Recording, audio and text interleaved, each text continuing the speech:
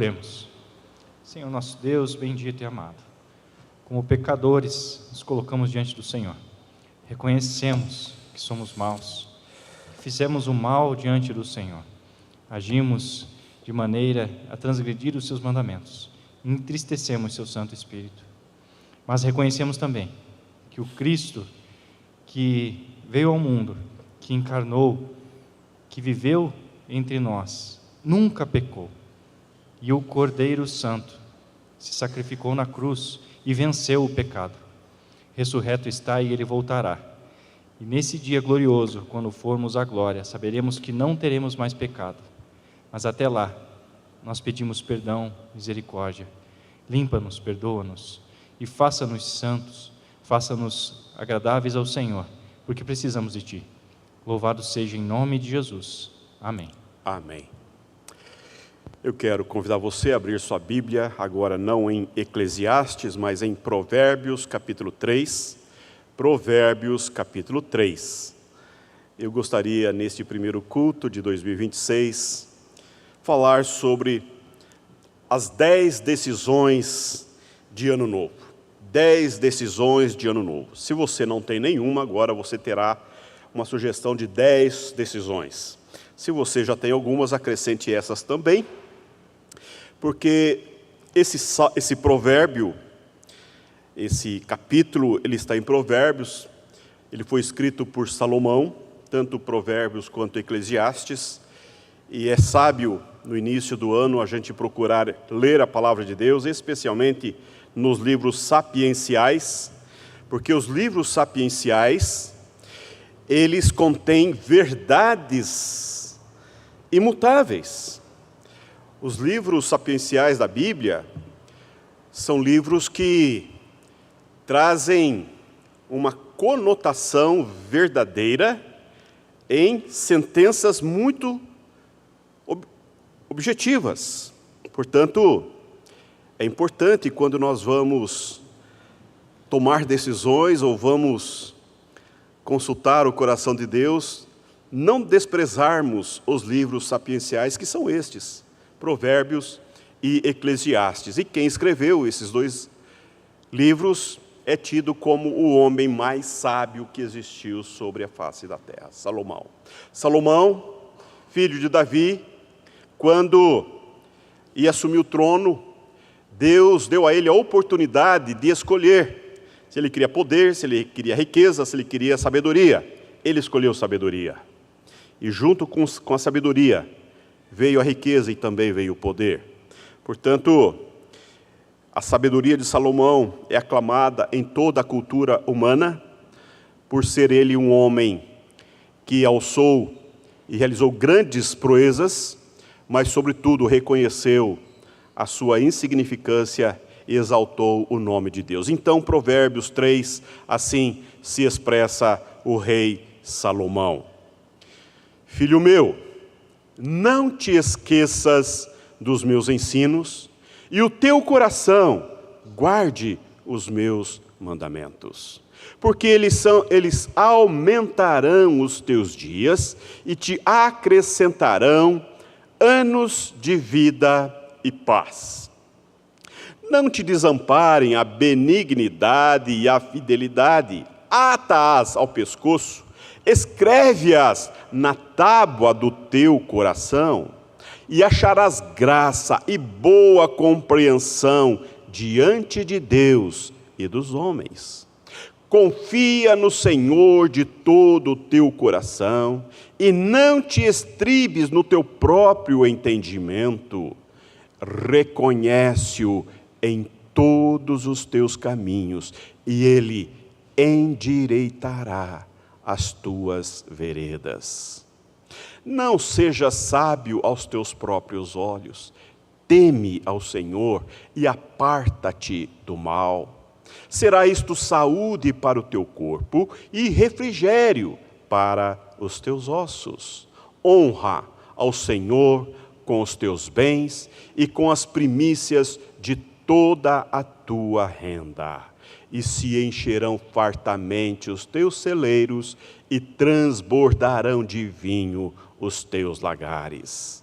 Filho meu, Não rejeites a disciplina do Senhor, nem te enfades da sua repreensão. Porque o Senhor repreende a quem ama, assim como o pai ao filho a quem quer bem. Feliz o homem que acha sabedoria e o homem que adquire conhecimento, porque melhor é o lucro que ele dá do que o da prata, é melhor a sua renda do que o ouro mais fino. Mais preciosa é do que pérolas, e tudo o que podes desejar não é comparável a ela. O alongar-se da vida está na sua mão direita, na sua esquerda, riquezas e honra. Os seus caminhos são caminhos deliciosos, e todas as suas veredas, paz. É árvore da vida para os que a alcançam, e felizes são todos os que a retêm. O Senhor com sabedoria fundou a terra, com inteligência estabeleceu os céus. Pelo seu conhecimento, os abismos se rompem, e as nuvens destilam orvalho. Filho meu, não se apartem essas coisas dos teus olhos, guarda a verdadeira sabedoria e o bom siso, porque serão vida para a tua alma e adorno ao teu pescoço. Então andarás seguro no teu caminho e não tropeçará o teu pé. Quando te deitares, não temerás, deitar-te-ás e o teu sono será suave. Não temas o pavor repentino, nem a arremetida dos perversos quando vier, porque o Senhor será a tua segurança e guardará os teus pés de serem presos. Não te furtes a fazer o bem a quem dê direito, estando na tua mão o poder de fazê-lo. Não digas ao teu próximo, vai e volta amanhã, então tu darei, se o tens agora contigo.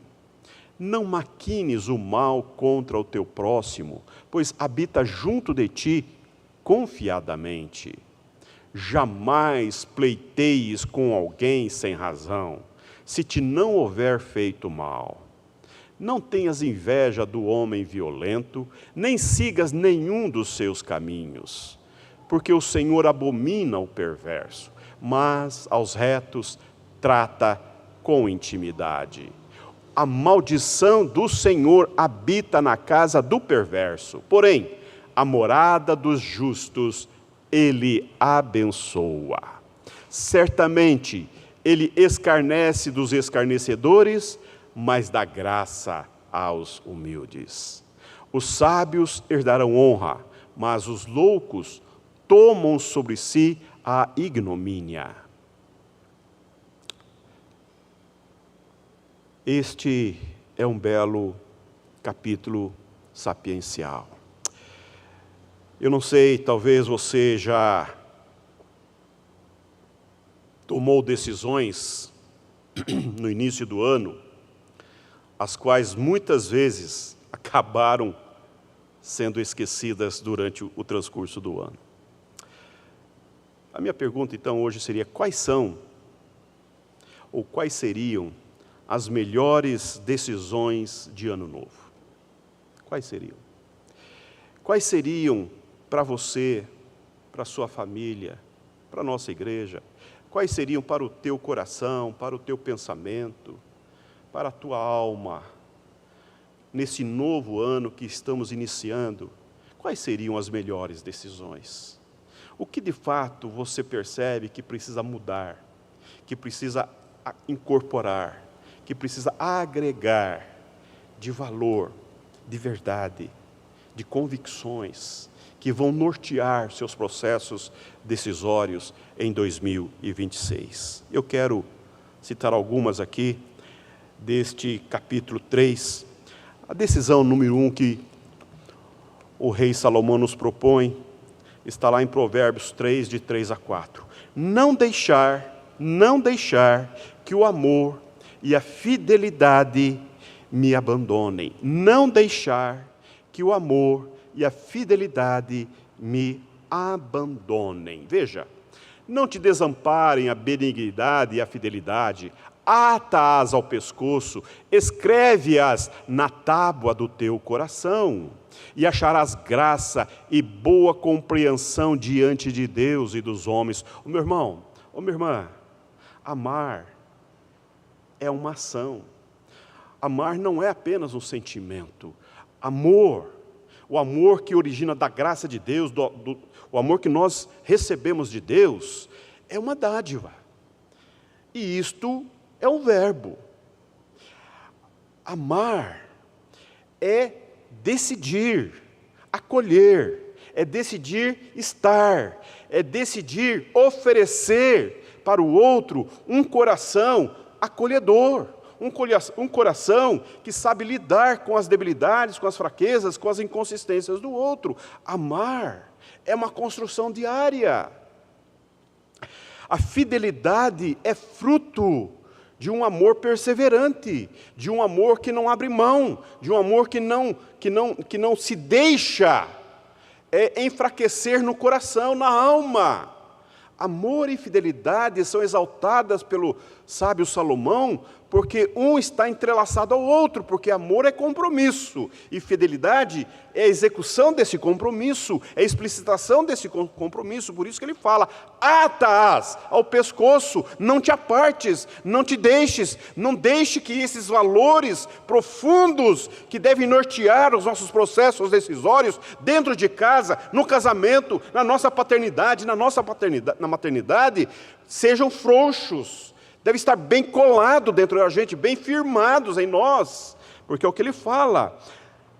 Ata-as ao pescoço, escreve-as na tábua do teu coração. Veja que verdade profunda ele está propondo a nós. O amor e a fidelidade permanente, presente. Que esse ano novo você possa cuidar um pouco melhor do seu coração, no trato, no amor, naquilo que você deve, especialmente aos da casa. Decisão número 2, Provérbios 3, de 5 a 6, confiar no Senhor de todo o coração, confiança no Senhor, confia no Senhor de todo o teu coração, e não te estribes do teu próprio entendimento, reconhece-o em todos os teus caminhos, e Ele endireitará as tuas veredas. Olha que coisa preciosa, que orientação, que decisão maravilhosa você e eu podemos tomar para esse ano. Confiar no Senhor. Confiança no sentido de depositar a nossa esperança, de depositar o nosso descanso, de olhar a Deus como a única e total possibilidade para a nossa vida. Confiar de todo o coração.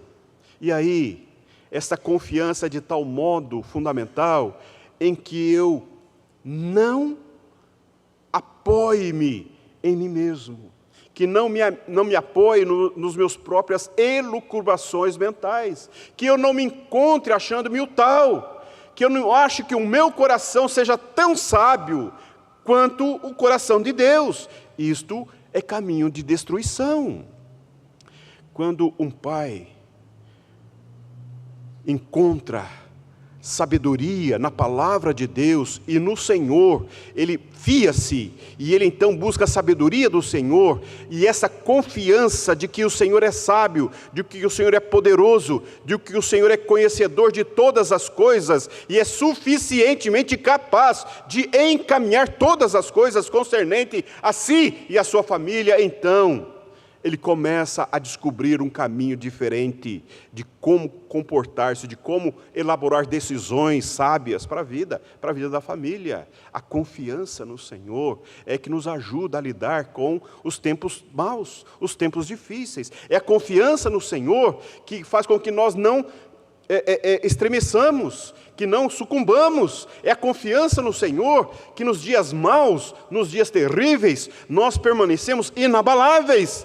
Nós avançamos mesmo diante das atribulações, das dificuldades. Por quê? Porque o nosso coração está firme no Senhor. E isto é que faz toda a diferença na vida da família, na vida do marido, na vida da mulher, na vida dos filhos e na vida da igreja. Gente que não fica olhando as circunstâncias, que não fica olhando o tempo, se está frio, se está sol, mas que estão com seus olhos postos no Deus que pode todas as coisas. Confiar no Senhor de todo o coração. E outra decisão número 3, Provérbios 3, 7 e 8. Não ser sábio aos próprios olhos. Olha que coisa bonita. Não ser sábio aos próprios olhos. Não seja sábio aos teus próprios olhos. Teme ao Senhor e aparta-te do mal. Será isto saúde para o teu corpo e refrigério para os teus ossos. Quando o indivíduo é sábio a si próprio, quando ele entende que ele tem todas as respostas, ele é o suficiente, o autoexistente, o todo-poderoso, que todas as verdades cabem dentro da sua cachola. Quando essa pessoa é arrogante, é muito cheia de si mesma, muito soberba, é ensoberbecida, essa pessoa, ela fatalmente vai naufragar no mar das impossibilidades, porque os seus arrazoados mentais, as suas elucubrações pessoais não avançam, não respondem aos desafios da vida. Por isso que o salmista vai dizer: não seja sábio ao seu próprio coração, não seja sábio aos seus próprios olhos. Temor a Deus é o princípio da sabedoria. Temor a Deus, reconhecer que Deus está no céu e que nós estamos na terra, que o Senhor está lá em cima, que o Senhor é infinito, que o Senhor é eterno. Nós somos finitos, nós somos fracos, nós somos débeis. Os nossos pensamentos não passam de elucubrações, de um arrazoado de verdades que nós temos em nós, mas que Deus concebe toda a verdade que é eterna e imutável. Quantos maridos teimosos tomam decisões equivocadas e trazem tantos prejuízos dentro de casa? Quantas mulheres que insistem em tomar decisões pelo marido e se dão mal?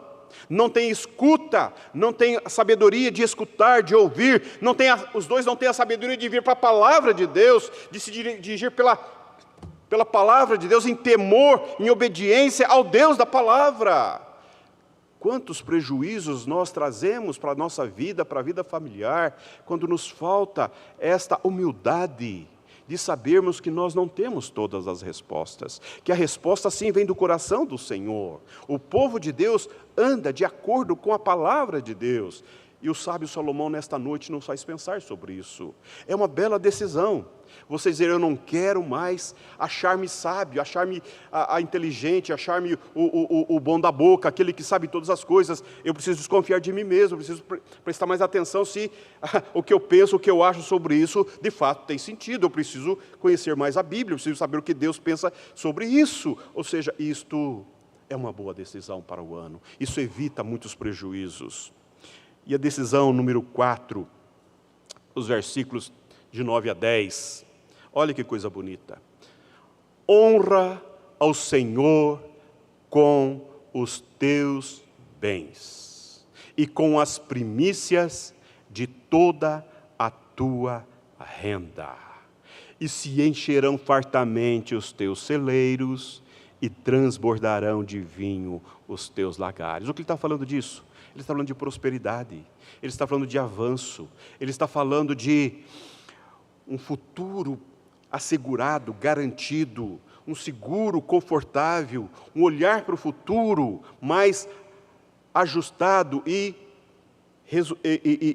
definido. Por quê? Porque eu honro ao Senhor com todos os meus recursos.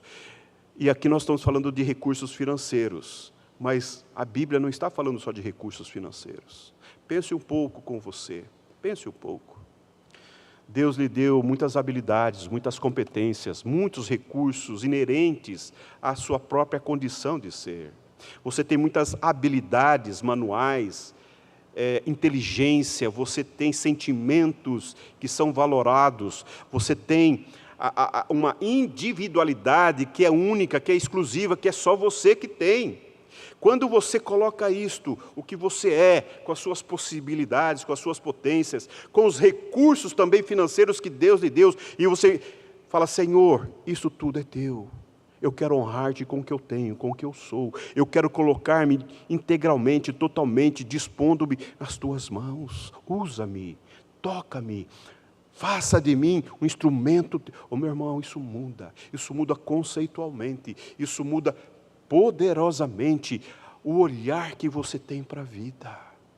Quando você honra a Deus com os seus recursos, com aquilo que você é, com aquilo que você possui, com aquilo que você tem, Deus multiplica. Deus faz isso, esse naco de nada que você tem, algo extraordinariamente maravilhoso, Ele multiplica, porque Ele é o Deus que sabe do pouco fazer muito. Nós não temos ideia, olha, nós estamos esse ano comemorando 100 anos da vida dessa igreja. Quando nós olhamos para a história dessa igreja, os seus primeiros começos, as pessoas que começaram em lugares, às vezes, frios, gélidos, sem um amparo de um templo, não havia abrigo. Essa igreja ficou 8 anos sem abrigo, encontrando-se ao relento, muitas vezes, debaixo de árvores, na casa de amigos, na casa de vizinhos. Muitas famílias acolheram essa igreja dentro de casa. Eles não tinham noção do que Deus haveria de fazer através dessa obra na vida de tantas e tantas e tantas pessoas. Atos muito simples, atos singelos. Alguém disse: olha, hoje a reunião vai ser na minha casa, semana que vem vai ser na minha casa, eu vou fazer um bolinho, eu vou preparar aqui a casa, eu vou tocar o violão. Essas coisas que são fáceis, são tranquilas para você, esses recursos que estão inerentes a você, que fazem parte da sua história. Quando você dedica ao Senhor, quando você entrega ao Senhor, você não faz ideia do que Deus pode fazer na tua vida e na vida das pessoas, através desses atos, dessa dedicação singela. Eu estou vendo aqui a nossa irmã Anita, que alegria tê-la conosco hoje, irmã, que alegria, que alegria. Essa irmã é preciosa, essa irmã vem de uma família preciosa, essa família Barros, em Londrina, tem uma história linda com o Evangelho. Eu fico pensando, quantas pessoas, num ato simples, de simples devoção, de entrega, de renúncia, de dispor-se a Deus, fazem uma diferença extraordinária. E a Bíblia ainda diz que os seus caminhos, as suas veredas serão aplainadas, ou seja, o seu futuro está assegurado. Que coisa maravilhosa. E a decisão número 5, não desprezar a disciplina do Senhor. Presta atenção, não desprezar a disciplina do Senhor. Provérbios 3, 11 e 12. Filho meu, não rejeites a disciplina do Senhor, nem te enfades da sua repreensão, porque o Senhor repreende a quem ama, assim como o pai ao filho a quem quer bem. Eu trabalhei muitos anos com adolescentes e eu pude constatar na minha relação de pastor com adolescentes um fato muito, muito triste. Um adolescente que não tem educação, limites dentro de casa, uma pessoa que cresce sem limites, sem orientação, sem repreensão, sem cuidado, sem aquele acompanhamento de perto dos pais, ele se torna ou um sujeito apático, totalmente apático, sem nenhum interesse por nada e por ninguém, ou ele se torna um rebelde sem causa, uma coisa louca, sem controle e sem nenhuma referência na vida. O sábio Salomão está dando uma bela decisão para nós: não desprezar a disciplina do Senhor, mas considerar a palavra que é boa, que é perfeita e é agradável. Ainda que seja uma palavra de repreensão, ainda que seja uma palavra de exortação, ainda que seja uma palavra de limite, é uma palavra de quem nos ama, de quem quer ver o nosso futuro assegurado, de quem quer conduzir-nos pelos braços fortes, pelas mãos poderosas e habilidosas. A disciplina do Senhor é para o nosso bem, a disciplina do Senhor é para a nossa correção, é para a nossa educação na justiça, é para a nossa formação no caráter de Cristo. A disciplina do Senhor nos torna gente mais honrada, gente mais séria, gente mais comprometida com as coisas de Deus. não desprezar. Meu irmão, considere um pouco sobre isso. Quando você está para tomar decisões, o seu coração está inclinado, já está quase decidido, e você começa a orar e vai mudando os seus sentimentos, e coisas novas vão sendo colocadas na sua mente, considere. Não transija com a palavra de Deus nos seus processos decisórios. Não deixe que a sua mente, que o seu coração se incline acima da palavra de Deus, acima da orientação divina, acima da palavra de Deus. Cuide disso, seja humilde, reconheça, baixe a bola, considere firmemente a disciplina de Deus para a sua vida, para a vida do seu filho, para a vida do casamento, para a vida da família. E em sexto lugar, buscar sabedoria e obter entendimento. Versículos 13 e 14. Olha só. Feliz o homem que acha sabedoria e o homem que adquire conhecimento, porque melhor é o lucro que ela dá do que o da prata, e melhor a sua renda do que o ouro mais fino. Quem está falando isso é o rei Salomão. É o homem que é considerado o mais sábio sobre a terra. E a Bíblia vai dizer desse homem que tudo o que ele quis na vida, ele alcançou. Tudo o que seu coração desejou, ele obteve. Porque ele era sábio, porque ele tinha entendimento. Por isso que ele está dando esse conselho. Nós não podemos ser pessoas estultas, porque a estultícia é uma pobreza, é uma miserabilidade. A ignorância, a falta de conhecimento, a falta de percepção, a falta de uma leitura adequada, ajustada, uma boa leitura da realidade, à luz da palavra de Deus, a sabedoria que vem de Deus, da palavra de Deus, ilumina o nosso caminho, clareia a escuridão da vida, nos traz um rumo, um norte, porque a palavra de Deus nos traz sabedoria. Eu sou de uma família de 11 filhos, minha mãe foi educada, aliás, ela aprendeu a ler, lendo a Bíblia, quando ela foi discipulada por um casal. E minha mãe, com toda a sua dificuldade de cultura, mas ela teve muita sabedoria para bem encaminhar todos os seus filhos diante de Deus, todos os 11 filhos. Não é um conhecimento apenas humano, mas é um conhecimento da palavra de Deus, de conhecer a Deus, de conhecer o poder de Deus e viver a partir da palavra de Deus. Buscar sabedoria e obter entendimento, isto é uma sábia decisão. E em sétimo lugar, eu já estou concluindo, é muito, mas está indo bem, não é? Número 7, não ter medo, versículos 25 e 26, olha só.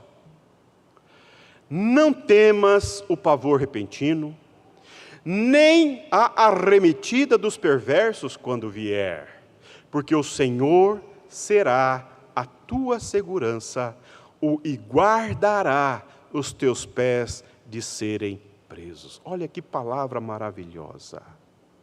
O medo é um enclausuramento da alma. O medo, ele depõe contra a fé. O medo nos inibe de tomarmos decisões mais maiúsculas na vida. E coragem não é ausência de medo, mas é o enfrentamento do medo. Por isso que ele está dizendo, esse homem com muita sabedoria, fez diversas alianças com gente muito mais poderosa que ele, e ele conseguiu êxito, porque a boa mão do Senhor estava sobre ele. E ele está dizendo, não te acovardes, não fique receoso, não tenha medo, ou seja, considere enfrentar o perverso, considere enfrentar o mal, o maligno, o pervertido. Por quê? Porque Deus te sustenta. Não transija com a verdade, não transija como o mundo transige com a verdade eterna, não seja tímido, covarde, não permita que as verdades eternas, que as verdades firmemente colocadas na palavra de Deus, sejam transigidas na sua alma, no seu coração, mas lute por elas, firme-se nelas, corajosamente, sem temor, sem covardia, permaneça-se inteiro, íntegro nas mãos de Deus. Vivemos dias, meus irmãos, em que as famílias estão sendo recuadas, estão se recuando porque são tantas investidas do mal contra a família, e o mal vai entrando sorrateiramente dentro de casa, e a mãe, por medo de ofender o filho, e o filho, por medo de ofender o pai, vai esfacelando as verdades eternas que sustentam a família, por falta de uma coragem, destemor, de falar não, de não transigir com valores intransigíveis, de não negociar valores inegociáveis da fé, vai permitindo que o mal sorrateiramente adentre dentro de casa, e o evangelho se torna algo distante do coração, a fé fica embotada na alma. Meu irmão, coragem, coragem. É uma boa decisão que você possa ter nesse ano. Tomar decisões corajosas. Tomar decisões a partir da palavra de Deus. Não porque alguém disse, não porque alguém falou, não porque alguém quer. Não, porque Deus te falou, porque Deus está te conduzindo, porque o Senhor está contigo. Então você vai, mesmo sem saber o que vai acontecer, como vai ser. Olha, eu como pastor fiz grandes mudanças na minha vida e com isso envolvi minha família. E mudanças que para mim eram muito difíceis de fazer. E as quais eu não me arrependo, porque a palavra de Deus sempre arbitrou esses processos decisórios de mudança de localidade. Quando nós olhamos para trás e nós falamos, Deus é fiel, porque Deus tem preservado e Deus tem sustentado a nossa fé e a nossa casa. Coragem, não transigir valores intransigíveis. E decisão número 8, não deixar de fazer o bem a quem precisa. Isto é também uma decisão importantíssima na vida do povo de Deus. Veja os versos 27 e 28. Não te furtes de fazer o bem a quem de direito, estando na tua mão o poder de fazê-lo. Não digas ao teu próximo, vai e volta amanhã, então te direi, se o tens agora contigo. Quantas vezes as pessoas nos procuram, porque tem necessidades específicas, tem necessidades urgentes, tem necessidades de acolhimento, de atenção, de encaminhamento. Pessoas que estão ao nosso redor, fazem parte da nossa convivência, estão ao teu lado, é o teu vizinho, é o teu irmão, é a tua parente, pessoas que estão passando por lutas, por crises, por dificuldades, e está em você a condição de ajudá-lo, está em você a condição de fazer o bem, está em você o poder de encaminhá-lo. A orientação, a decisão que ele propõe é, não deixe de fazer o bem a quem precisa. Meu irmão, nós vivemos um tempo hoje de muita individualidade, de um indiferentismo absurdo. A nossa cultura vive o mundo, uma cultura de gente que é indiferente com as tristezas, com o sofrimento alheio. Pessoas que conduzem-se achando que está tudo certo, que ao redor está indo tudo bem, quando perde de vista o olhar do carente, do desprovido, do necessitado, daquele que está em crise financeira, está em crise na relação familiar, está em crise de fé, está em crise emocional. Se nós temos o poder de fazê-lo, devemos fazê-lo, precisamos fazê-lo, porque isto é bíblico, isso é santo, isso agrada a Deus. Nós precisamos avançar muito nisto. O Evangelho precisa encontrar raízes mais profundas no nosso coração. O Evangelho precisa encontrar raízes mais fortes no nosso peito, para sairmos do nosso ostracismo, para sairmos de nós mesmos e avançarmos na prática do bem, aqueles que tanto carecem e tanto necessitam. E a decisão número 9, não desejar nem agir para o mal do próximo. Se por um lado nós devemos fazer o bem a quem precisa, nós não podemos desejar e nem agir para o mal do próximo. Aí os versículos 29 e 30. Não maquines o mal contra o teu próximo, pois habita junto de ti confiadamente. Jamais pleiteies com alguém sem razão, se não te houver feito mal. Eu vou me permitir não fazer nenhum comentário nessa decisão, porque por si só já é suficiente, não é? Eu quero então concluir a minha fala com a 10ª decisão, que está nos versículos 31 e 32, não imitar os violentos e os perversos. Não agir de forma violenta, não agir de forma perversa. Não tenhas inveja do homem violento, nem sigas nenhum de seus caminhos. porque o Senhor abomina o perverso, mas aos retos trata com intimidade. Que coisa extraordinária, que coisa maravilhosa.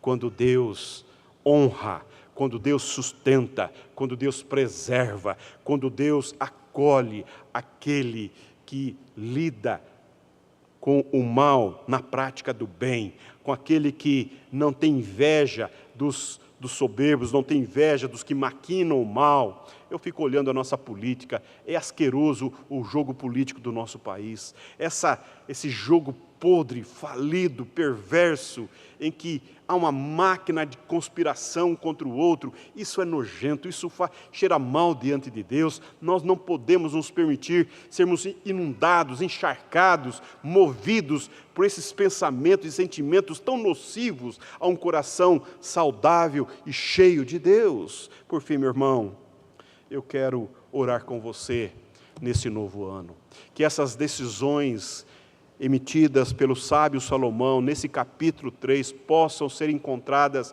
como decisões também do teu coração, como decisões que você pode levar para a sua família, e que você possa cuidar melhor da sua relação de pessoalidade com Deus, e fortalecer e nutrir o seu coração, e transformar a sua mente por decisões sábias, nutridas pela santa e poderosa palavra de Deus. Amém? Que Deus os abençoe.